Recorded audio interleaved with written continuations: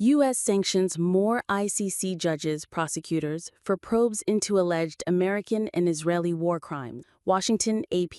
The Trump administration is ramping up pressure on the International Criminal Court for pursuing investigations into U.S. and Israeli officials for alleged war crimes. The State Department on Wednesday announced new sanctions on 4 ICC officials, including 2 judges and 2 prosecutors, saying they had been instrumental in efforts to prosecute Americans and Israelis. As a result of the sanctions, any assets that the targets hold in U.S. jurisdictions are frozen. The sanctions were immediately denounced by both the ICC and the United Nations, while Israel welcomed the move announced by Secretary of State Marco Rubio. It is just the latest in a series of steps the Trump administration has taken against the Hague-based court, the world's first international war crimes tribunal. The U.S., which is not a member of the court, has already imposed penalties on the ICC's former chief prosecutor, Karim Khan, who stepped aside in May pending an investigation into sexual misconduct, and 4 other tribunal judges. The new penalties target ICC judges Kimberly Proust of Canada and Nicolas Guillou of France, and prosecutors Nazhat Shameem Khan of Fiji and Mame Mandiaye Niang of Senegal.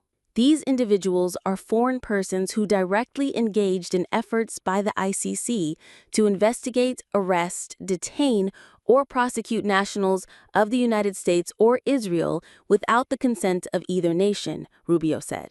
He added that the administration would continue to take whatever actions we deemed necessary to protect our troops, our sovereignty, and our allies from the ICC's illegitimate and baseless actions. In a separate statement, the State Department said Proust was hit for a ruling to authorize an ICC investigation into U.S. personnel in Afghanistan, which was later dropped.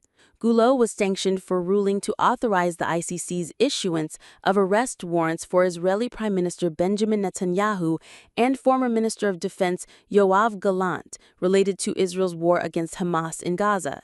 Nazhat Shameem Khan and Niang were penalized for continuing Karim Khan's investigation into Israel's actions in Gaza, including upholding the ICC's arrest warrants for Netanyahu and Gallant, according to the statement.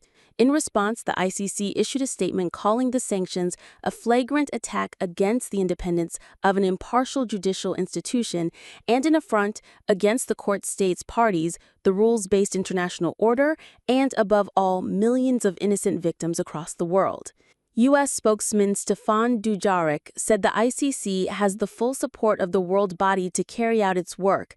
The UN is very concerned about the U.S. continuing to target the International Court, he said. We firmly believe that the ICC is a key pillar of international criminal justice, and we respect their work. The decision imposes severe impediments on the functioning of the Office of the Prosecutor in respect for all the situations that are currently before the court.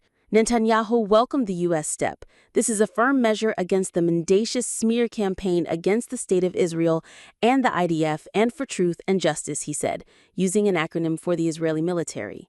Wednesday's move carries on a history of Trump administration actions against the ICC dating back to his first term in office. During Trump's first term, the U.S. hit the ICC with sanctions, but those were rescinded by President Biden's administration in early 2021. Associated Press writers Mike Corder in The Hague and Farnoosh Amiri at the United Nations contributed to this report.